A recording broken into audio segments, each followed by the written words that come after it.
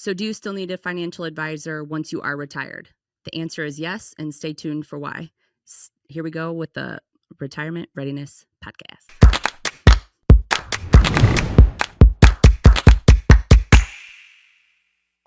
Okay, so today we're talking about if you need a financial advisor once you're actually retired.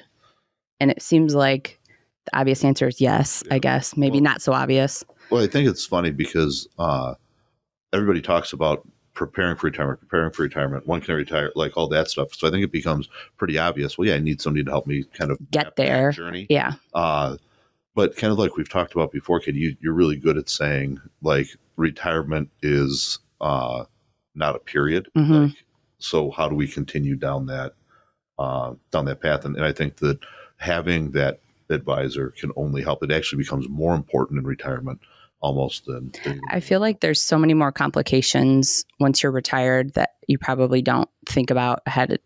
I guess maybe once you get closer, you start thinking about it, but stuff like tax planning and RMDs and like there's so many things that just because you aren't getting a paycheck doesn't mean you don't owe. Yeah. Oh, yeah. So. Absolutely. Well, it's so funny. I once heard the analogy.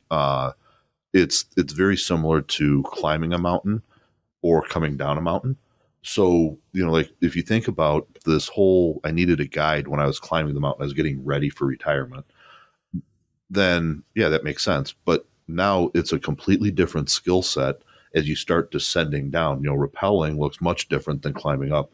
And it's very similar. And when you think about where's the biggest risk isn't when I'm climbing up. The biggest risk is when I'm starting to come weren't we down. just talking about that when you guys were riding e-bikes down a mountain? Yeah, 100%. Yeah. And you think like, oh, great, I've done the hard part of going up. Yes. And then it's like, coming down is scary.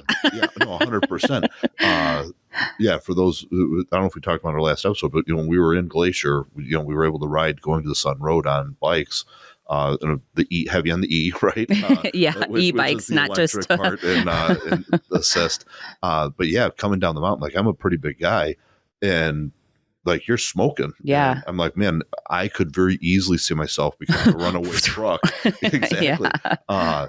And so that was far more risky. I'm not saying it was that going up wasn't harder, because it was. You're pedaling, you're working really hard and struggling really hard to get up the mountain, even like I said, a big guy like me, even with the assist. Yeah. But then coming down from a ease of physical exertion was way easier.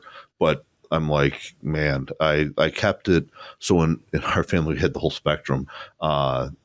Me, Lily, Andrew, or not Lily, me, Grace, and Andrew would kind of let it max out around 25 miles an hour as we're coming down. And I kept thinking to myself, like literally, like I can't go past that. It wasn't necessarily a scared type of a thing in the moment. It was more of a, I'm not going to stop. I won't stop. Right? Like these brakes will not be able to, like if I get up to 40 miles an hour, you're going over the handlebars. Exactly, you're not. What is going to happen here? Versus Lily and Sarah were far more measured, and we're comfortable more in the 12 to 15 miles an hour. Yeah. And I think that is a really good analogy to why do I need a financial advisor coming down? Because you need somebody that can help to guide that path, right? And it's not a one size fits all path.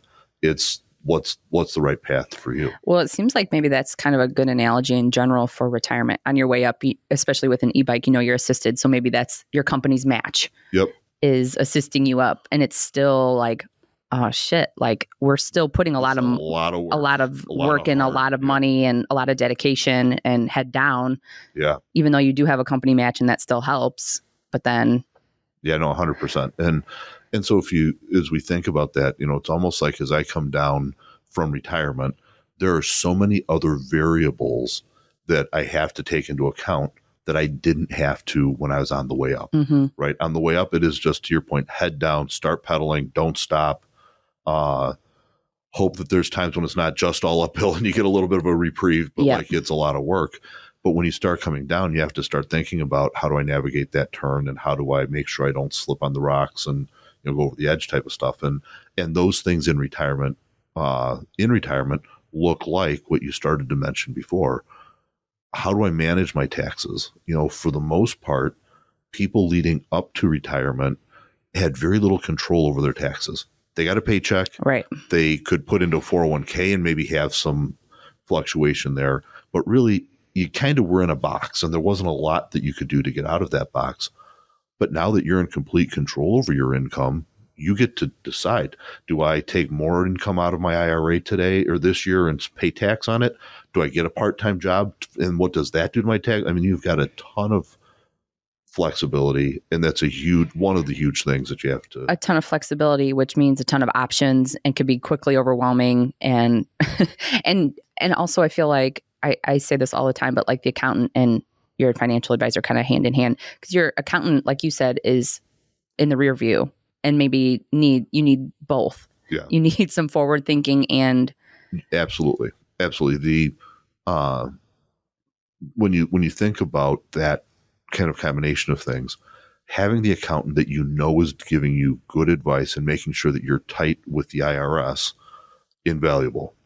But it's already happened, right? There's not much you can do. And so it's kind of like saying, after the bike accident, you had a really good paramedic. Well, that's great, but it would have been better to make sure that I never crashed into that place. And I think a lot about the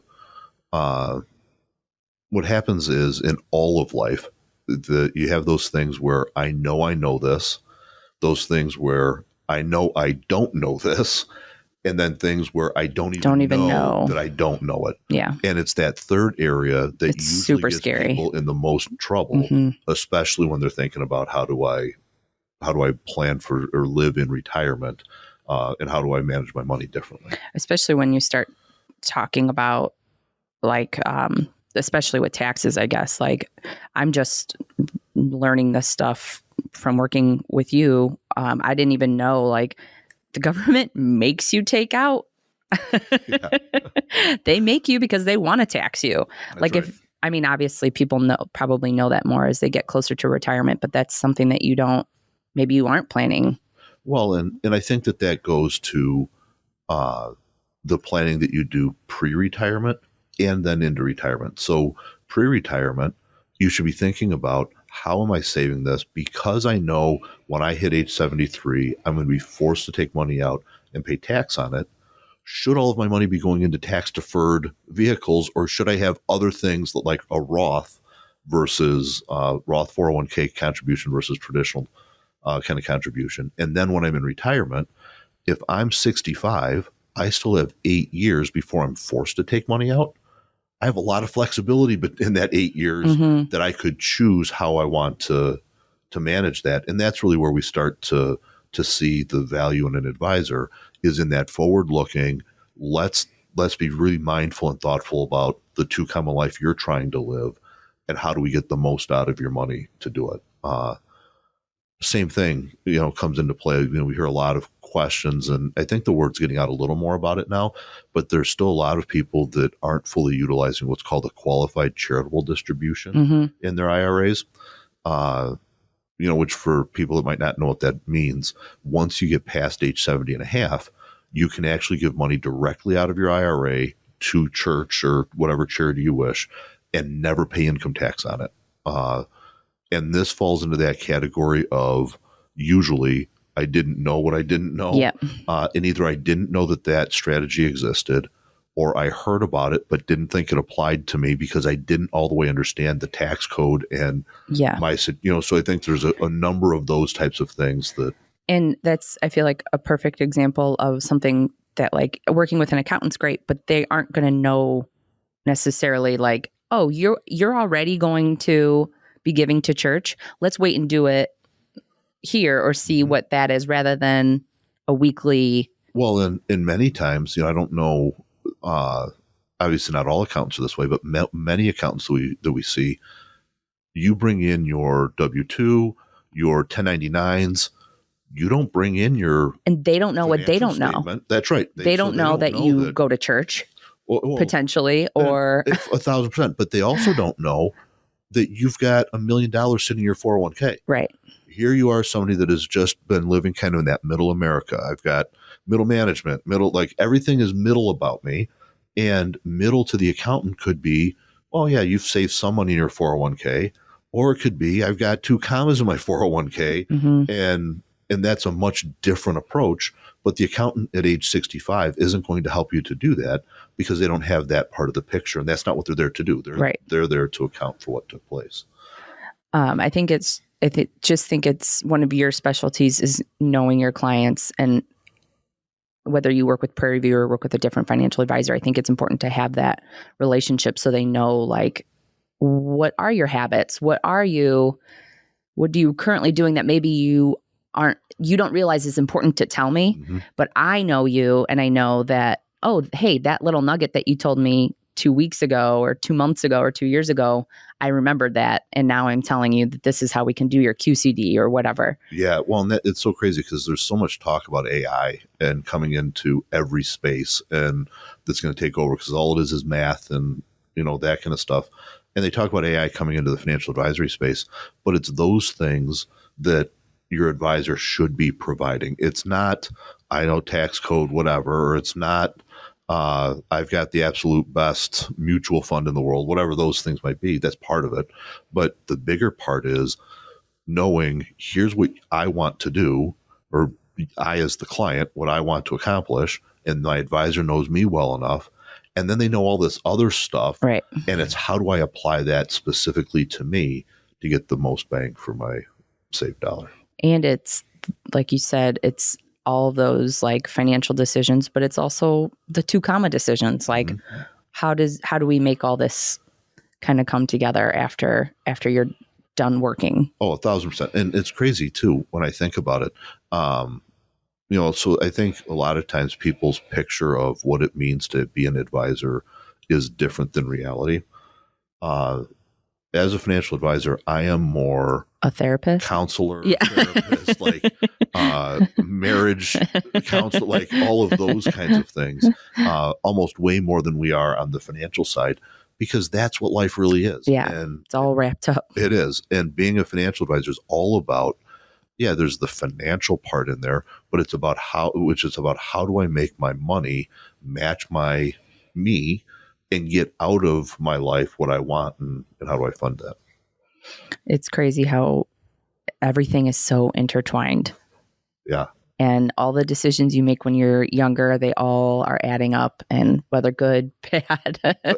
Absolutely. Well, and then it goes back to our consistent kind of theme a lot of times is, those small decisions add up to compound results, whether they're good or bad. And so when you hit retirement and which I think that should be a focus of ours. I think we need to find a different name for it, right? Like, everybody knows what retirement means, but I think everybody paints this picture of, like, we've some finality. Before. Yeah. Some period, I sit in my rocking chair or whatever. And I think that there can be more creativity, more vibrancy, more abundance when you hit that phase of life than virtually any other phase in life. And so, but anyway, I digress. So when you think about that kind of, I hit retirement, it's like, this is a culmination of all of the work you've done for 40 years of your working career, 50 years of a working career.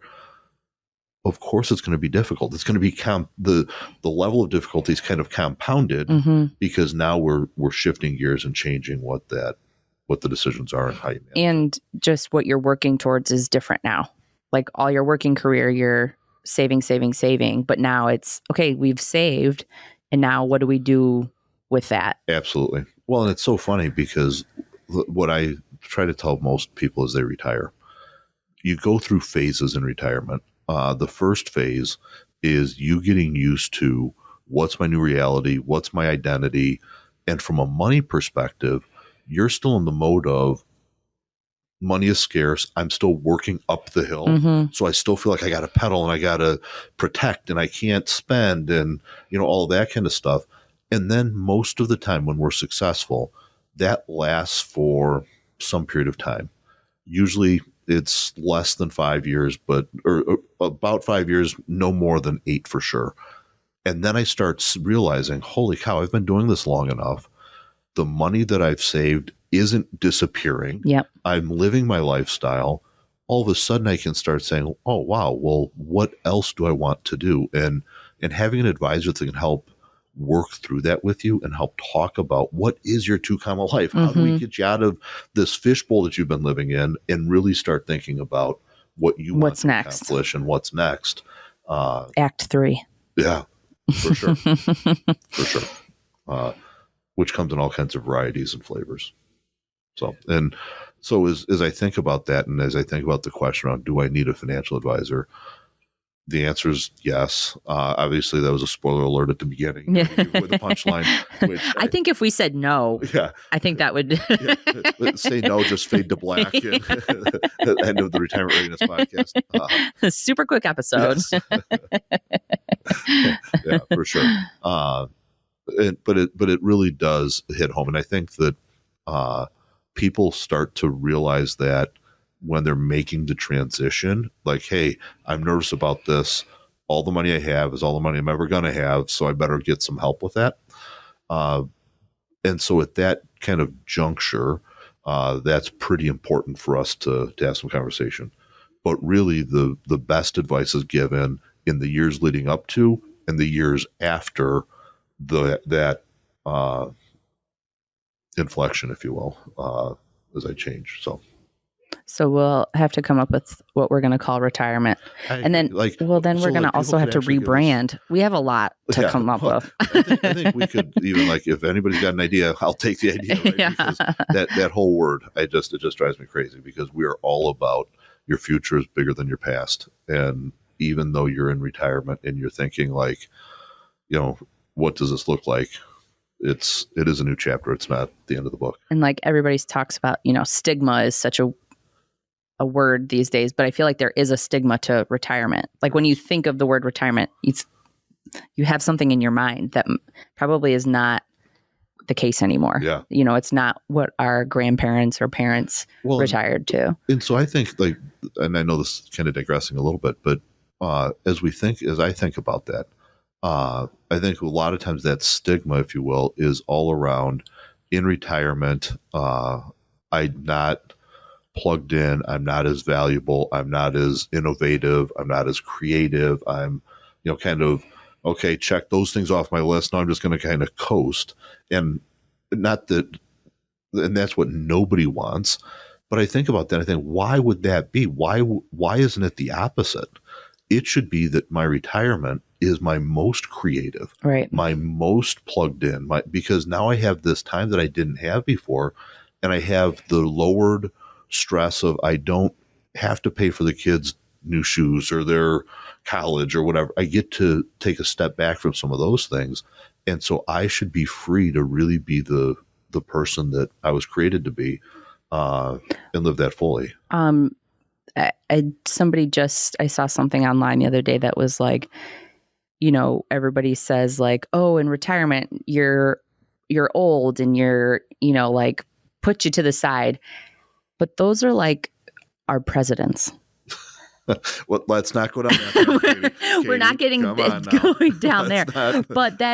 But truly, yeah. We think that somebody in their 70s, 80s is fit to run our country. But when you think about your own retirement, you kind of think of being done. Yep. And it's just funny when I feel to put it into different context, you wouldn't think it's just, I don't know. It is. Like you said. I'm not trying to get into a presidential debate. Let's not talk about the debate. Yeah. Don't say the B word, or the D word. But I just think it's so funny when you think about a president, you don't think, oh, he's. Yeah. Put it out. He or she is. Yeah. You would trust somebody in their 70s or 80s, hopefully, to run the country. Yeah. But when you think about your own self in that age, you think, that's it. But I think what's crazy is I don't think anybody thinks of themselves that way, right? I think everybody in their mind, before they get to that point, I think they think about, I'm not going to be an old fuddy-duddy. I'm going to... And when they're 70, they still feel like they're 50. Yes. They still think of themselves that way. But unfortunately, sometimes it goes back to what we've talked about, that change is hard. And so sometimes it's getting over that hump of trying something new. And so it really does become, that's part of that. I'm a counselor or I'm a advisor, not just financial in this whole thing, because as we talk to people and as they start saying, how do I match my money? It really is helping to kind of nudge them sometimes in the areas that they've always wanted to, but didn't think they could. And that kind of stuff. And so that's one of the hurdles to having that brighter future is I don't take some of the steps or some of the necessary risks in order to have it. And that's where an advisor can also help. It's not just on the financial side. All fun. Is that plane landed now? I think so. Did we do it? I tried. Okay. I tried. You always can land the plane. I just keep it up in the air going around in circles. So speaking of that, I don't know how much we talked about it on the show. When, we'll come back to the plane, I guess, in a minute. But you're talking about you saw it online. Did you see that on TikTok? Did you know we're everything's on TikTok? Did you know we have a TikTok? Even we are. Yes. Check us out. We are TikTokers. Or is that what you call us? If we don't know, maybe that's a sign we shouldn't be on TikTok. Maybe we should get Maddie and Caitlin. I was going to say, I think that's an intern project. Yeah, for sure. But even to that, you just said landing the plane. And I know that you and I have talked about, I don't know if we talked about it much on the show, but that was one of my bucket list things, right? Go become a pilot. Yeah. And so how many lessons have you had so far? Enough that pretty soon I'll be trying my solo. Cool. And so, which, I mean, I think sounds cooler than it is. I mean, it's cool. Don't get me wrong. Those are those milestones that you have to hit. I'm still a long way off from them trusting me with an airplane. Yeah. But I think that, for me, it was really a very in my face kind of moment around walking to this place that I'm going to learn how to fly an airplane. It's weird. You're in this small municipal airport. You're walking into an unfamiliar building, seeing people that you don't know. They're talking a language. Yes, I was just going to say, yeah. Then you're getting into this piece of machinery that has all these dials and buttons and things with some science that I don't all the way understand. And it can feel really vulnerable and really scary and that kind of stuff. And you can replace that experience with any other experience, whether it's going to the gym for the first time, going to the pickleball court for the first time, replace with anything. And I think that we were just talking about it as a family and talking about, sometimes those things that scare you the most is the sign that that's what you need to do the most. Yeah.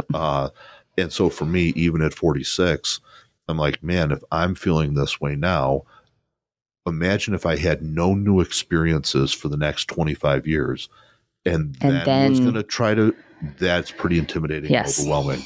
And so I can relate to that. And it's like, okay, sometimes you just got to peel off the Band-Aid because now that I'm, I don't know, 8 lessons in or what now, for me to do the pre-flight, I go out to the airplane all by myself and do the pre-flight, and I know what at least half of those dials do, and like that kind of stuff. And now you go in and you feel like you're familiar and you're starting to become part of that community, and it's like that was a pretty short period of time. Yeah, there was a lot of trepidation, a lot of nervousness in the beginning, but it's a pretty short period of time before you get just acclimated.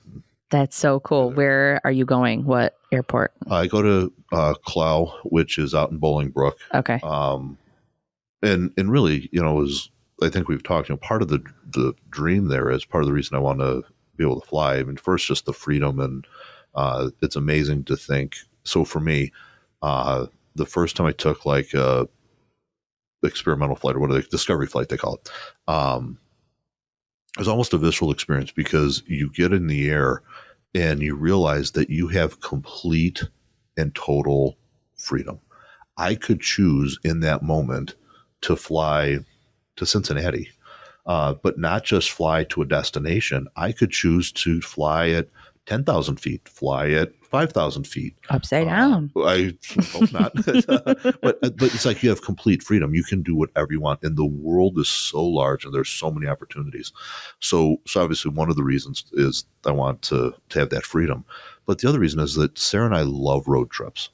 But sometimes, like for me to go to Glacier, that's a road trip that takes how many days? 3 weeks And half the time I'm driving through Kansas and Nebraska, and I'm like, do I really want to see Kansas and Nebraska 18 times? Like, we're here. We could choose to fly, but we can also choose to land the airplane at any of 1,000 municipal airports, million municipal airports, stretch your legs and see that part of the country too. And so what brought that up was when you asked, where do I fly?